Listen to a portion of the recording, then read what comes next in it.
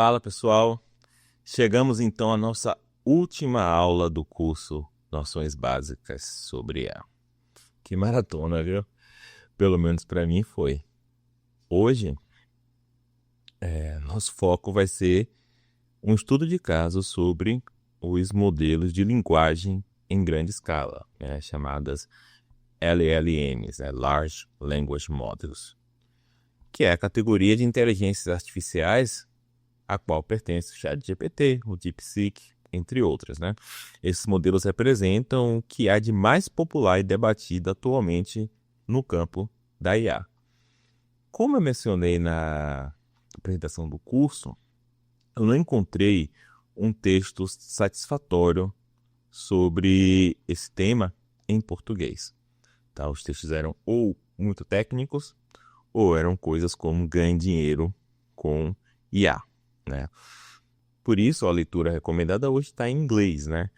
É o sexto capítulo do livro ChatGPT e o futuro da IA, né? A revolução da linguagem profunda. Né? Então, esse capítulo se chama Origens do Deep Learning, né? Origins of Deep Learning. Eu acho que é o sexto, tá? Se não for, é o capítulo com esse nome, Origins of Deep Learning. Eu vou tentar disponibilizar uma tradução, tá, desse texto para o português, feita por IA. A OpenAI lançou o ChatGPT para o público geral em novembro de 2022, né? E o ChatGPT é o exemplo mais famoso do modelo de linguagem em larga escala, LLM, que é um tipo de inteligência artificial capaz de processar e gerar linguagem natural com nível surpreendentemente alto, né, de fluência. Desde o lançamento do ChatGPT, o avanço das LLMs tem sido rápido e impressionante. E, pelo menos para alguns de nós, realmente surpreendente. Né? Isso se deve, em parte, ao fato de que lidar com linguagem é uma das habilidades mais complexas e tipicamente humanas. Você lembra lá da primeira aula quando a gente falou do teste de Turing, né? Era sobre linguagem. Né? A gente costuma avaliar a inteligência, a criatividade das pessoas com base na forma como elas se expressam. Né? Por isso, ver uma IA se comunicando com clareza, coerência e até criatividade gera um impacto imediato na gente. Os modelos de linguagem de larga escala são redes neurais treinadas com trilhões de palavras retiradas de textos variados, né, como livros, artigos, sites, fóruns, etc. E esse treinamento massivo não só permite que elas dominem a linguagem com grande precisão, mas também oferece uma base de conhecimento ampla e multifacetada. Né? Isso que é a coisa interessante da linguagem. Né? Não só ela aprende a linguagem, mas de alguma forma ela aprende o conteúdo. Né? Porque para gerar frases com sentido não basta sintaxe. E essa base de dados cobre praticamente qualquer assunto discutido em linguagem natural, ou seja, praticamente qualquer assunto. E o potencial das LLMs vai muito além de responder perguntas. Essas IAs conseguem escrever poemas, contar piadas, programar, resumir textos, explicar conceitos complexos e até imitar o estilo de escrita de autores famosos. Tudo isso com um nível de fluência que antes era considerado exclusivo de seres humanos. Bem, sobre contar piadas eu tenho lá minhas dúvidas, né? Mas abanei por você mesmo. Né? Eu pedi para o ChatGPT que contou uma piada. Ele falou, claro, aqui vai uma. Por que a inteligência artificial foi o terapeuta? Porque ela tinha muitos problemas não supervisionados. Hoje, há uma grande variedade de LLMs. Tem o ChatGPT da OpenAI, que é o mais popular. Né? O ChatGPT 3.5 é gratuito e rápido. Né? O ChatGPT 4, nunca entendo que é 4O, né? 4.0, não sei, que foi lançado em maio de 2024. É a versão mais avançada, com suporte a múltiplos idiomas, entrada por imagem, por voz, maior fluidez na resposta. Além do ChatGPT, você tem o DeepSeek, né, que é chinês, né? O modelo atual é o R1, lançado em janeiro de 2025, que se destacou por ter um desempenho comparável ao GPT-4. com um custo de desenvolvimento significativamente menor. Além disso, o DeepSeek adota uma abordagem open source, ou seja, disponibiliza seus modelos sob licença do MIT, permitindo o uso e a modificação por desenvolvedores e pesquisadores.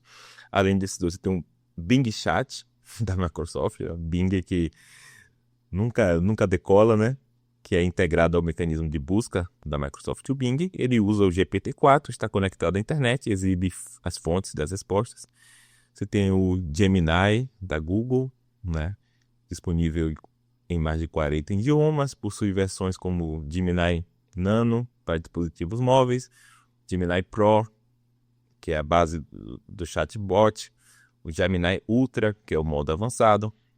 Você tem a Llama, L-L-A-M-A, né? Tem um trocadilho aqui com LLM, da Meta, né? Que é um modelo também open source da Meta, cuja versão mais recente é o Llama 3, né? Você tem o Claude, da Anthropic, que é um concorrente direto do GPT-4, com ênfase em segurança e ética. O Claude 3, que é o modelo mais novo, aceita grandes volumes de texto, né, como livros inteiros, em um único prompt, né, coisa que o ChatGPT, pelo menos na versão 3.5, não faz. Né? Tem o Mistral, da Mistral AI, que é outro modelo open source com alto desempenho, amplamente usado por startups e ferramentas personalizadas.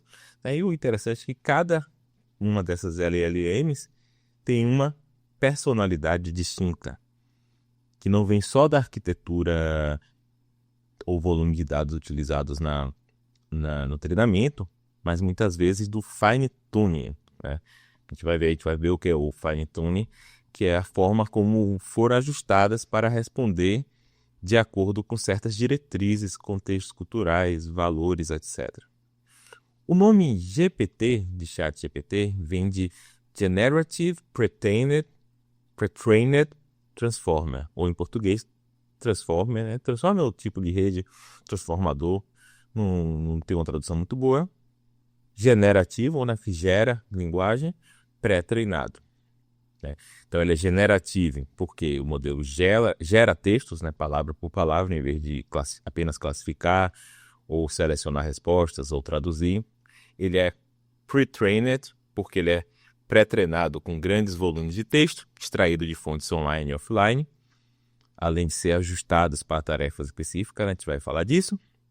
E ele é um transformer porque utiliza a arquitetura de rede transformer, que se baseia no mecanismo de atenção, para prever a próxima palavra de sequência. Bora agora explorar cada um desses 3 pontos. Né? Vamos começar pelo generative, né? Falar um pouco de linguagem.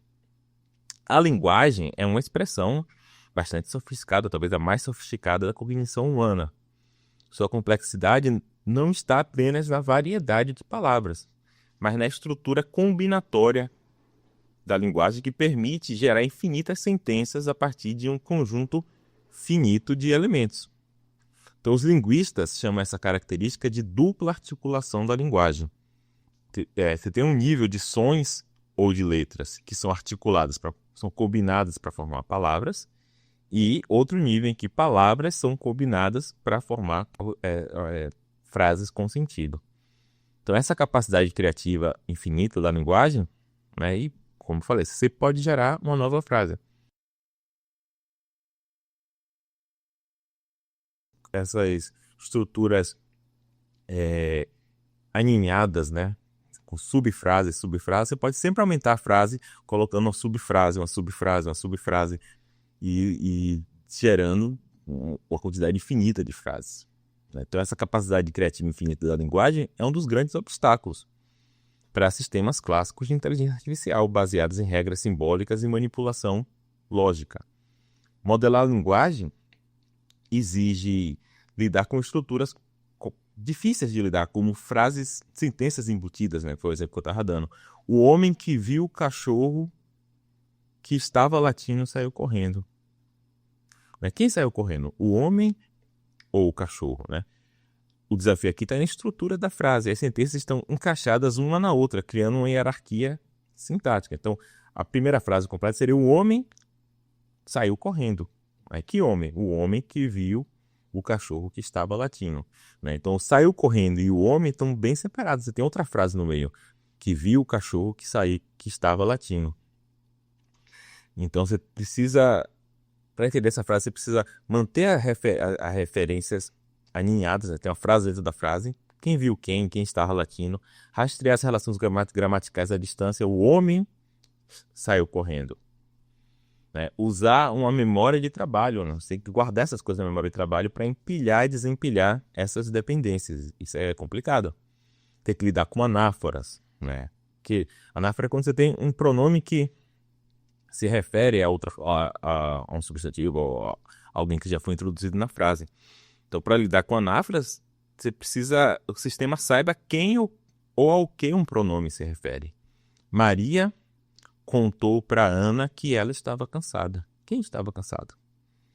Não há nada na estrutura da frase que force uma interpretação. Eu posso interpretar que Maria contou para Ana que ela, Maria, estava cansada. Ou posso interpretar que Maria contou para Ana que ela, Ana, estava cansada. Essa segunda frase é estranha para a gente, mas não tem nada de gramaticalmente errado com ela. Né? Aqui a gente tem um contexto extralinguístico que vai ajudar a desambiguar a frase e tem um tipo de senso comum, né? Quem costuma estar cansado nessa situação? Quem costuma estar cansada é a pessoa que está contando para outra, né? Seria estranho eu contar para uma pessoa que a outra pessoa está cansada. Ela saberia, né, se ela estivesse cansada. Então, mas essas questões são questões de senso comum, de pragmática, do uso da linguagem no mundo real. Né? Tem a ver com intenções, expectativas de quem fala, que nós humanos, para nós, isso aí é muito natural, lidar com esse tipo de coisa. A gente é treinado para lidar com isso. Para uma máquina não é tão óbvio. Outra coisa, ambiguidade léxica e sintática. Por exemplo, eu vi o homem com um telescópio. Quem está com o telescópio? Eu vi o homem usando um telescópio? Não, também ficou ambíguo, tá vendo? Eu usando o telescópio vi o homem ou eu vi o homem que está usando o telescópio? Novamente, geralmente o contexto vai ajudar a fazer isso. Para uma máquina não é tão óbvio. Tem polissemia, questões de pragmática, né? Palavras mudam de significado dependendo do contexto, do tom, da intenção, ironias, né? Além disso, a linguagem humana tem uma dimensão criativa, subjetiva e contextual que vai além da simples troca de informações. Né? Durante décadas, tentativas simbólicas de capturar essas propriedades falharam, né, por serem rígidas demais. Tradutores automáticos baseados em substituição direta de palavras, por exemplo, erravam grotescamente em casos de ambiguidade semântica. Você lembra, acho que foi na terceira aula, né, que eu falei do Sistram, né, que traduziu a frase "o espírito está disposto, mas a carne é fraca" para o russo e depois traduziu de volta para o inglês. E quando a frase voltou, ela estava "a vodka é boa, mas a carne é podre". Né? Falhas desse tipo expunham os limites dos sistemas sintáticos que não compreendiam o contexto, intenção ou nuances culturais.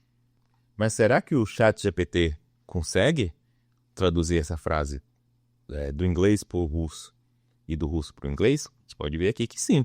Eu pedi para traduzir para o russo: "The spirit indeed is willing, but the flesh is weak". Né? A tradução do russo dessa frase colocou aqui a palavra e a frase em russo. E perceba, essa é uma tradução clássica e geralmente usada em contextos bíblicos ou literários. A frase vem do Novo Testamento, Mateus 26:41, e essa versão é mais comum em traduções russas da Bíblia.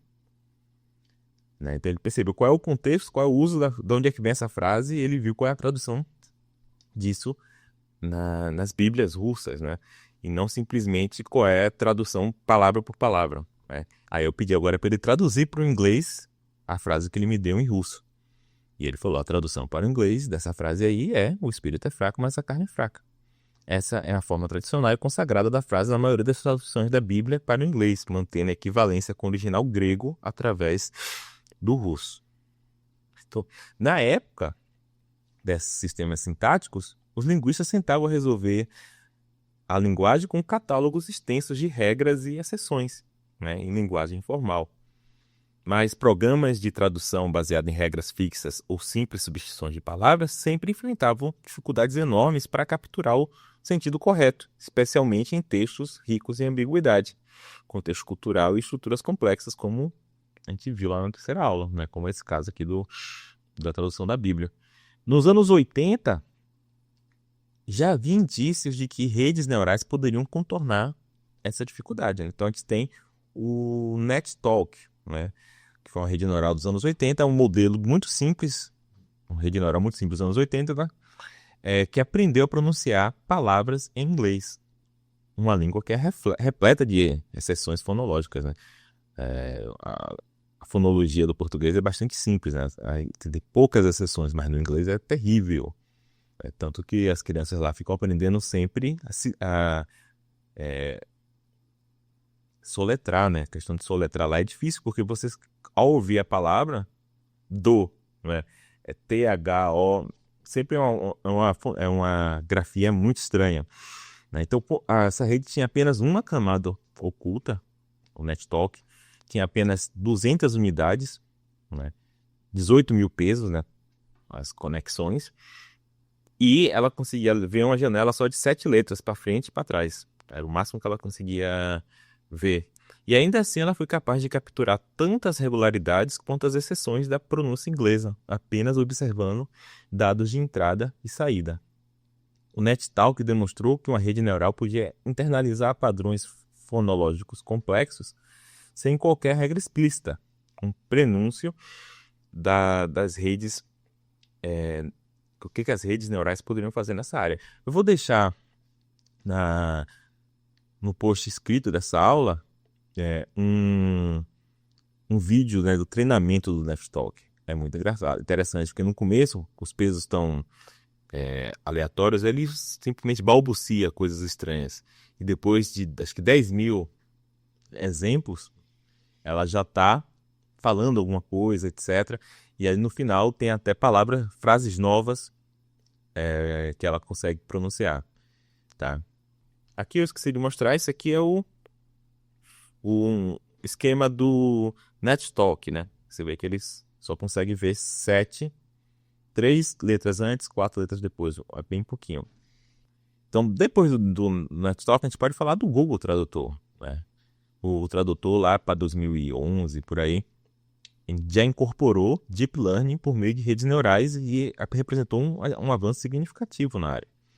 No entanto, mesmo com essa melhoria, as primeiras versões do Google Tradutor ainda cometiam erros consideráveis, especialmente em textos complexos ou ambíguos, e sua compreensão do contexto era bastante limitada. Os modelos atuais, como as LLMs, baseadas em transformers, elevaram isso a uma escala inédita, né? Enquanto o Google Tradutor foca principalmente na correspondência entre frases e palavras em 2 idiomas, o GPT-4 não apenas traduz, mas entende a linguagem em níveis mais profundos, ao processar contextos amplos. Por exemplo, naquele exemplo ele falou que era da Bíblia, etc. Ele foi olhar qual era a tradução da Bíblia, né? Nuances culturais e até estilos do texto. Então o GPT-4 gera traduções que parecem escritas por humanos, mantendo fluidez, coerência e até sensibilidade ao tom e à intenção original. Essa evolução é fruto do treinamento massivo com grandes volumes de texto, multilingüe, aliado a uma arquitetura, né, o Transformer, capaz de capturar dependências de longo alcance e nuances semânticas sutis. E, além disso, o GPT-4 ele não está restrito à tarefa de tradução, mas ele pode simultaneamente resumir, explicar, interpretar, criar textos originais, tornando-se uma ferramenta muito mais flexível e poderosa. Então, a palavra generative no GPT refere-se justamente à capacidade do modelo de gerar linguagem nova, né? Novas frases, palavra por palavra, com base num contexto. Isso não é simplesmente uma recombinação de frases aprendidas, mas um processo probabilístico contextual onde a próxima palavra é escolhida com base na distribuição de probabilidade aprendida durante o treinamento, considerando milhões de interações linguísticas humanas, né? Então, as LLMs operam com representações vetoriais de palavras, chamadas embeddings, que capturam relações semânticas e sintáticas profundas. Vamos falar aqui mais ou menos como é que é o processo, né? Então, primeiro, quando ela recebe um texto em linguagem natural, o primeiro passo que ela faz é a tokenização. O texto de entrada é quebrado em pedaços menores, chamado de tokens. Esses tokens podem ser tão curtos quanto um caractere ou tão longos quanto uma palavra inteira, depende, né? Ela pode quebrar o texto de maneira diferente. Então, a palavra ChatGPT pode ser tokenizada com caracteres individuais. ChatGPT. Ou com um token único, ChatGPT. Depende do que for mais eficaz para aquela tarefa. Então, depois que ela quebrou o texto em tokens, então cada token é associado a um vetor em um espaço de alta dimensão. Normalmente, espaço aqui é uma noção matemática, tá? Então, você tem um espaço, na verdade, contextual, né? Onde qual palavra está mais perto, né? Em diversas dimensões, não são duas dimensões apenas. Então, esse vetor aí é chamado de embedding, tá? O embed é isso, é o vetor daquela palavra que coloca a posição dela no espaço contextual em relação às outras palavras. Então, os embeds são extraídos de uma matriz de embedding, uma grande tabela onde cada linha corresponde à representação vetorial de um token. No início, esses vetores são aleatórios, mas são ajustados durante o treinamento para capturar o significado semântico daquele token. Palavras com significados semelhantes tendem a ocupar regiões próximas no espaço vetorial, revelando padrões que antes exigiam anos de codificação simbólica. Tá? Então, ele posiciona as palavras, na verdade, os embeddings, nesse espaço vetorial, onde palavras mais próximas são aquelas que compartilham significado mais próximo. Mas aí, claro, o que eu estou falando, aqui é um espaço multidimensional, não é bidimensional, nem tridimensional. Porque uma palavra ela pode estar mais próxima de outra em determinado contexto, mais longe de outra em outro contexto, né? Então, tudo isso ela vai colocar nesse posicionamento. Então, como a arquitetura Transformer não entende a ordem dos tokens por si só, adiciona-se uma codificação posicional aos embeds para informar o modelo sobre qual é a posição de cada token na sequência. A gente vai ver que a arquitetura Transformer ela não é sequencial. Ela pega o texto todo. Ela precisa de falar o que vem primeiro e o que vem depois no texto, né? Isso garante que o modelo leve em conta a ordem das palavras do texto ao fazer previsão. E aí, então, os embeddings são enriquecidos com a informação posicional e são processados por várias camadas da rede. Cada camada inclui mecanismo de atenção e de redes neurais feed-forward, né? E o mecanismo de atenção permite que o modelo foque em diferentes partes do texto de entrada ao gerar a resposta, que é fundamental para entender o contexto e as relações entre si. A gente vai falar um pouco depois mais do mecanismo de atenção, tá? Quando a gente for falar de Transformers. Então, após passar por todas as camadas, o modelo gera uma saída para cada token de entrada.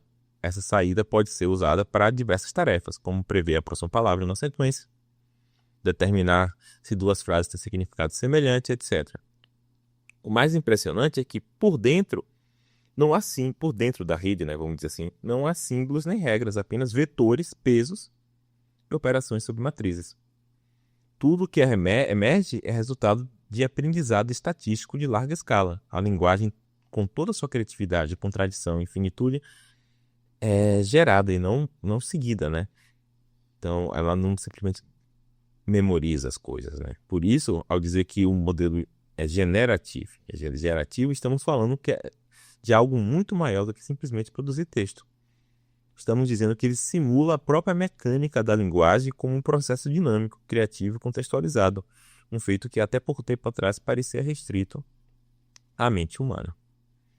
Então, generative. A segunda palavra que tem em GPT é pre-trained. Então, a gente vai falar do tipo de treinamento dessas redes, né? Como eu falei na outra aula, é um treinamento autossupervisionado. Então, diferente das abordagens tradicionais de IA, os modelos de linguagem como as LLMs não recebem instruções explícitas sobre sintaxe, semântica ou regras gramaticais. Elas sequer aprendem com rótulos preparados por humanos. Em vez disso, aprendem a partir de uma tarefa surpreendentemente simples, né? Que é prever a próxima palavra em uma sequência de texto. Essa tarefa, conhecida como modelagem de linguagem casual, consiste em apresentar ao modelo uma sequência de palavras e pedir que ele estime qual é a próxima palavra. Na verdade, é o próximo token, tá? Unidade básica de texto, que pode ser uma palavra, parte dela o símbolo da sequência. Pode parecer trivial, mas é nesse processo que reside o poder transformador das LLMs. Ao tentar prever a próxima palavra, o modelo precisa capturar padrões estatísticos cada vez mais complexos da linguagem. Não apenas regras gramaticais, mas também coesão temática, estilo, ironia, humor, né? E até noções rudimentares de raciocínio. Então, se eu tiver o gato, é muito mais provável que a próxima palavra seja Mia do que escrever um relatório no escritório, certo? Então, ao tentar prever a próxima palavra, você acaba meio tendo que entender a própria estrutura da linguagem e, em certo sentido, a própria estrutura do mundo, não é?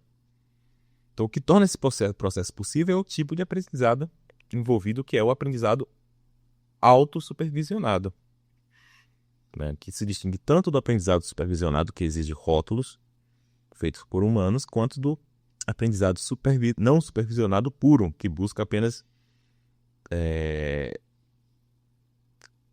correlações da estrutura de dados sem objetivos explícitos. No aprendizado autossupervisionado, o próprio dado já contém sua resposta. Então, o modelo ele usa o texto tanto como entrada e como rótulo. Então, o que ele faz? Ele esconde a próxima palavra, prevê qual que seria, compara com a palavra real, calcula o erro, ajusta os pesos e segue. Assim sucessivamente, tentando prever a próxima palavra. Nenhuma anotação humana é necessária. É bastante esperto, na verdade, né?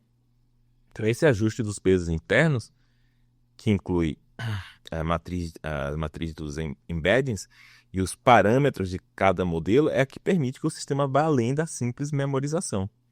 Para prever corretamente a próxima palavra em milhões de frases, bilhões, na verdade, ele precisa construir representações internas ricas e abstratas que capturam relações semânticas, estruturas gramaticais, regularidades do mundo real. Né? Por quê?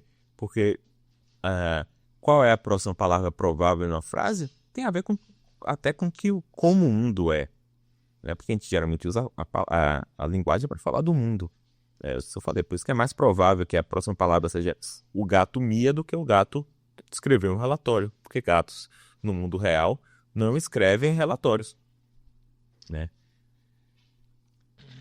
E aí, com isso, os modelos ganham a capacidade de generalizar. Mesmo sendo treinado com um conjunto finito de textos, eles conseguem gerar resposta para combinações de palavras nunca vistas antes. Então, esse processo que eu estou descrevendo agora é o processo de pré-treinamento, né, feito com volumes massivos de dados, que dá origem ao que a gente chama de um modelo fundacional. Tá? Então, ao contrário dos sistemas clássicos, que exigiam regras manuais para cada tarefa e falhavam ao lidar com a ambiguidade do mundo real, os modelos fundacionais aprendem justamente a partir do caos da imprevisibilidade da linguagem humana. Então, esse nome modelo fundacional, ele diz respeito ao fato desses modelos serem treinados por uma tarefa específica, que é prever a próxima token de uma sequência, mas ainda assim eles são a base versátil capaz de ser aplicada para uma variedade de outros problemas. Né? Então, aqui, esse pré-treinamento aqui é encontrar o próximo token, e a partir daí você pode adaptar ele para várias questões. Legendar imagens, reconhecer objetos, extrair informações, análise de sentimentos, perguntas e respostas. Né? E o mais interessante é isso, que tudo isso vem dessa tarefa bastante simples, que é prever a próxima palavra. Na verdade, token, tá? Vamos falar palavra porque é mais simples. Então, as capacidades que surgem, tradução automática, resumo de texto, resolução de problemas, geração de código, perguntas e respostas, não foram programadas explicitamente. Elas emergem como consequência do treinamento em larga escala. E o princípio vai além da linguagem. Ao adaptar o mesmo tipo de arquitetura para outros domínios, surgem modelos capazes de lidar com imagem, com áudio, com vídeo e até com dados biométricos ou genômicos. O que muda é o tipo de dado do pré-treinamento, né? E a forma de representá-lo como sequência. Mas a lógica subjacente, baseada em atenção, tokens e predição, continua a mesma. Né? Você pode treinar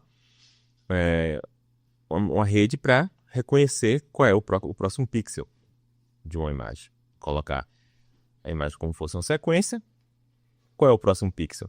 Mais ou menos o mesmo tipo de treinamento, né? E aí vai ser um modelo que vai lidar com imagens. Então, depois desse pré-treinamento, esses modelos podem ser refinados para tarefas específicas por meio do processo de fine-tuning. Isso consiste em continuar o treinamento com um conjunto menor e mais direcionado de dados. Então, por exemplo, um modelo geral pode ser ajustado para atuar em contextos médicos, jurídicos ou corporativos, tornando-se especialista em um domínio sem precisar ser treinado do zero. O fine-tuning também permite implementar comportamentos desejáveis, como evitar respostas ofensivas ou perigosas. No entanto, há um equilíbrio delicado aqui, tá? Se você mudar demais um modelo pré-treinado, isso pode comprometer o desempenho geral do modelo, levando ao chamado efeito de emburrecimento, onde ele perde parte da sua versatilidade original. Então, você tem que fazer o fine-tuning, mas você também não pode fazer demais, senão você perde as capacidades originais. Então, após serem ajustados por meio de fine-tuning ou por instruções contextuais, que é tipo como se fosse um prompt secreto ou oculto, né, que está para ele, esse modelo continua operando com a mesma lógica. A cada novo prompt, ele calcula uma distribuição de probabilidade sobre os possíveis próximos tokens e escolhe uma resposta. Esse comportamento pode ser modulado por parâmetros como... E esse comportamento ele pode ser modulado por um parâmetro chamado temperatura, que define o grau de aleatoriedade na escolha, né, que tem como papel fundamental na personalidade do modelo. Temperaturas mais baixas fazem o modelo priorizar os tokens com maior probabilidade, gerando respostas mais previsíveis, formais e seguras. Já temperaturas mais altas, né, tipo, como fosse uma tolerância a risco mais alta, permite escolhas menos prováveis, o que resulta em textos mais criativos, inesperados e às vezes nonsense. Por exemplo, um prompt simples como o céu está, né, pode gerar respostas como o céu está azul, se a temperatura for bem baixa, 0,5, ou o céu não é o limite, com a temperatura 1, que já é um pouco alta, ou até mesmo o céu está claro, água serena e é um caminho inimaginavelmente longo até que os golfinhos desistam de sua busca vertical. Temperatura muito alta, 5. Né? Aí, como se ele já tivesse meio que drogado, vamos dizer assim. A temperatura normal é 0,7. Né? Então, esse simples ajuste permite transitar entre o conservador e o poético, vamos dizer assim, entre a coerência e o delírio, revelando o potencial expressivo desses novos cérebros artificiais. Né? Então é isso. Então você pode ser mais conservador ou menos conservador. Né? Se for muito conservador, sua IA vai ficar pouco criativa. Mas se você passar muito da conta, ela vai delirar demais. Esse é o ponto. Tá? E o terceiro ponto aqui que a gente tem para falar é sobre a arquitetura Transformer, né? GPT, né? Generative, Pre-trained e agora o Transformer. Então, a arquitetura Transformer representa um marco decisivo na história da inteligência artificial, especialmente no campo de processamento de linguagem natural. Sua criação foi de 2017 e ela foi motivada por algumas limitações das arquiteturas de rede neural anteriores, que, embora fossem eficazes em seus domínios, não conseguiam lidar muito eficiente com dependências de longo alcance em sequências de dados. Né? Como eu falei, na linguagem tem isso. Tem orações subordinadas podem ser muito grandes, você vai ter uma dependência de algo que está no final da frase com algo que está no começo. O homem que viu o cachorro que estava latindo correu. Esse tipo de coisa. Para entender o salto proporcionado pelos Transformers, é essencial compreender como a resposta direta e compreender os Transformers como uma resposta direta às limitações das redes neurais convolucionais, né? Lembra lá da aula de redes neurais, aula 11, CNNs e as redes neurais recorrentes, RNN. As redes neurais convolucionais são ótimas para analisar dados com estrutura espacial local, como imagens, estrutura espacial. Isso porque elas usam filtros convolucionais que atuam como detectores de padrões locais, como bordas, texturas, curvas e formas. Esses filtros varrem a imagem em pequenas janelas, 5 por 5 pixels, algo desse tipo, identificando padrões e regiões próximas. Essa abordagem é eficiente porque, em uma imagem, informações importantes geralmente estão próximas uma da outra. Por exemplo, os pixels que formam o contorno de um objeto geralmente estão próximos. Já a linguagem natural ela é sequencial, ela se dá no tempo, diferente de uma imagem.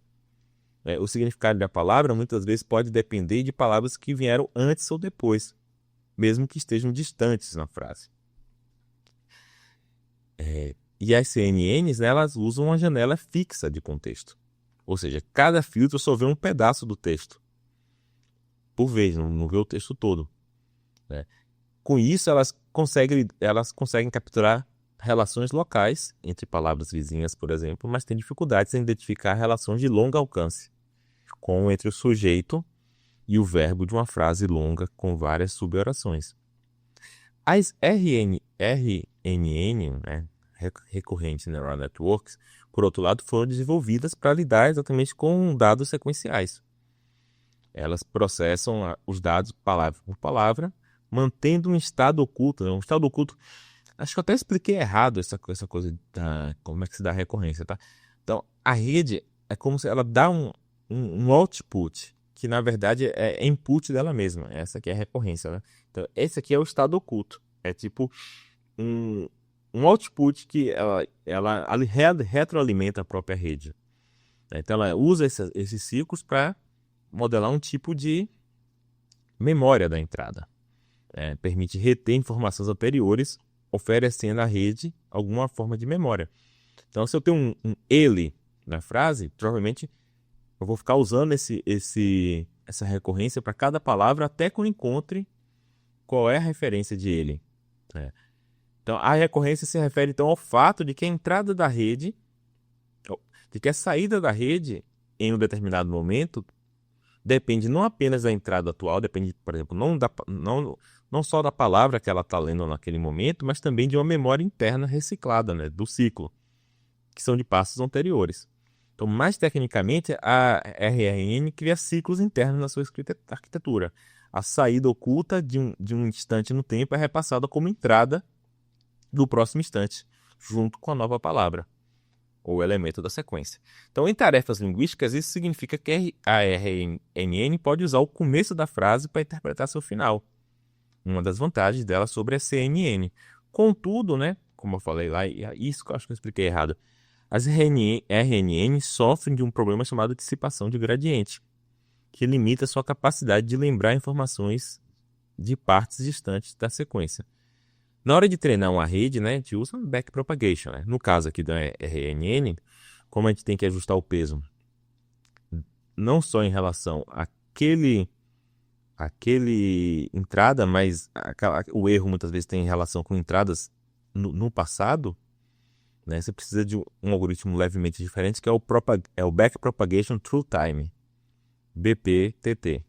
Só que à medida que você volta no tempo, vamos dizer assim, vai tentando ajustar os pesos de estados anteriores da rede, né? Já que aquele erro depende dos estados anteriores também, porque parte da entrada do estado posterior é a saída do estado anterior.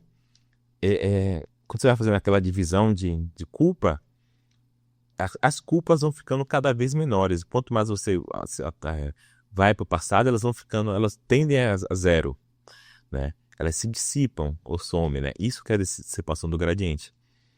Então, por isso, o treinamento demora muito. Porque você está fazendo mudanças muito pequenas nesses pesos no passado. Então, seu treinamento é muito lento e pouco eficiente.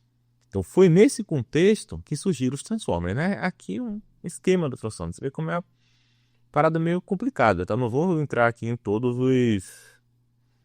os pontos aqui, né? Tem coisas aqui que você já entende, né? Feed forward, esse aqui é softmax, isso aqui é uma função, né, de ativação, etc, né? Vou tentar explicar alguns pontos aqui. Então, é uma proposta disruptiva os Transformers, que é abandonar a recorrência e o uso de janelas fixas em favor de uma abordagem chamada atencional e paralela. Então, em vez de processar uma palavra por vez, os transformers analisam toda a sequência simultaneamente, permitindo conexões diretas entre qualquer par de palavras. Então, a entrada não é uma palavra, é a sequência toda.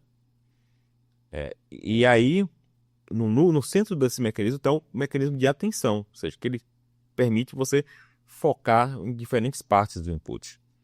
Então, mais especificamente é autoatenção, né? Self-attention. Esse mecanismo avalia para cada palavra na sequência quais outras palavras são mais relevantes para interpretá-la. Então, essa ativação é feita com a base em 3 vetores, né? O query, o key e o value. Cada palavra é transformada nesses 3 vetores e a atenção é calculada com base na compatibilidade entre o query e key ponderado com os valores do V, né? Do value.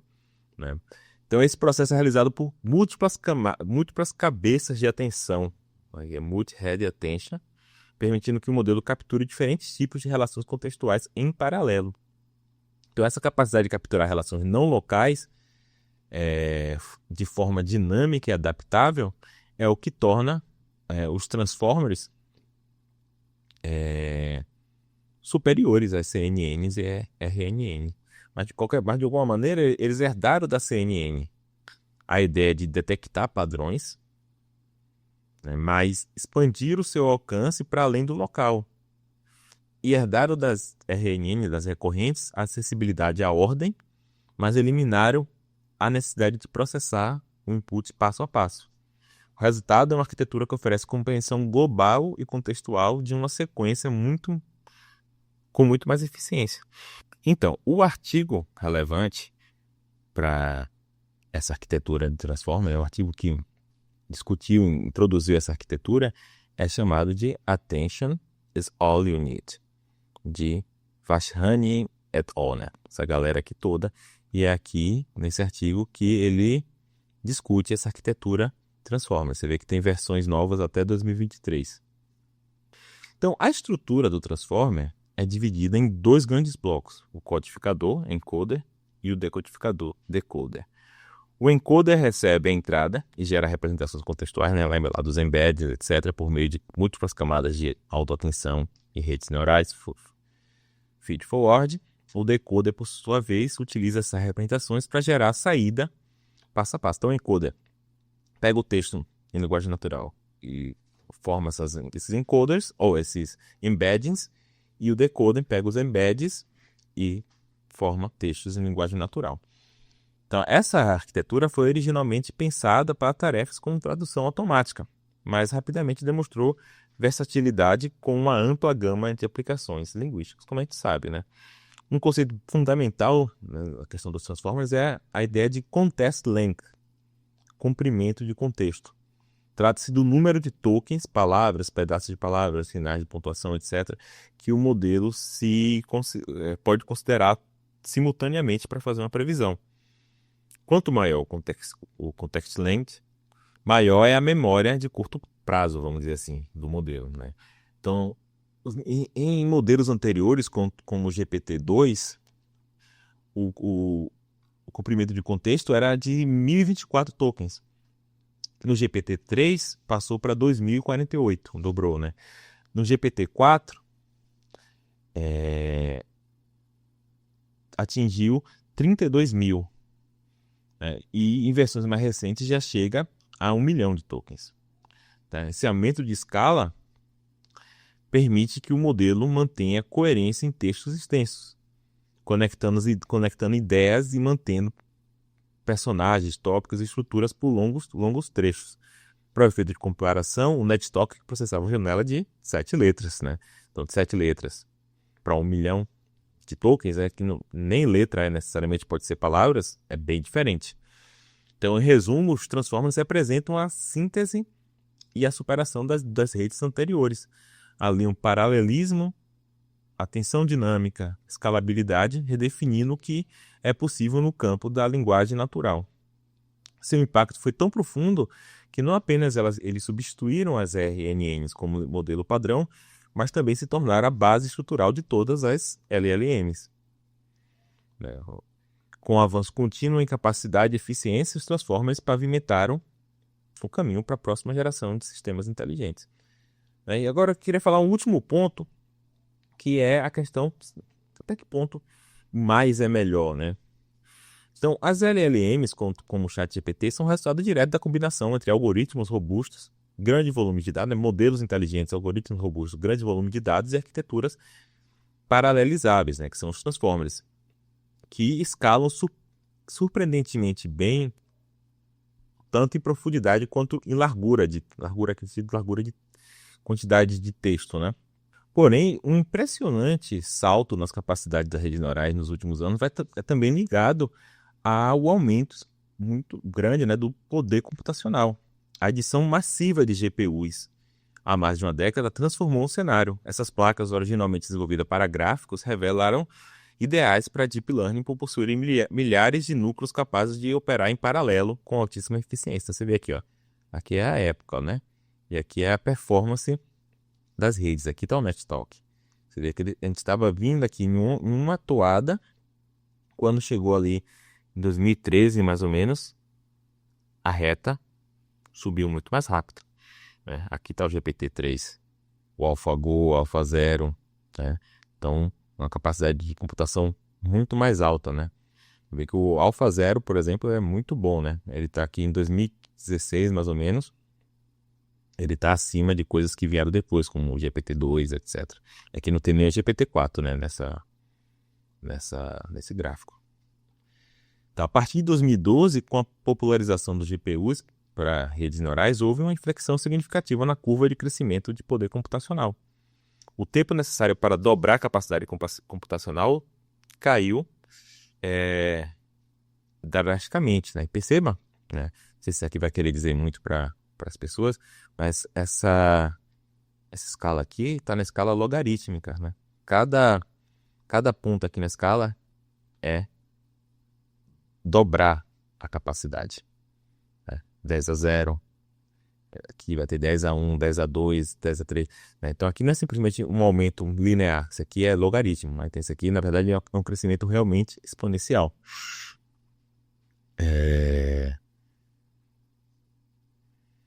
Então isso permitiu a construção de redes cada vez maiores. O GPT-3, lançado em 2020, já possuía centenas de bilhões de parâmetros. Parâmetro aqui se refere tanto a pesos de conexões entre nodos e também a vieses.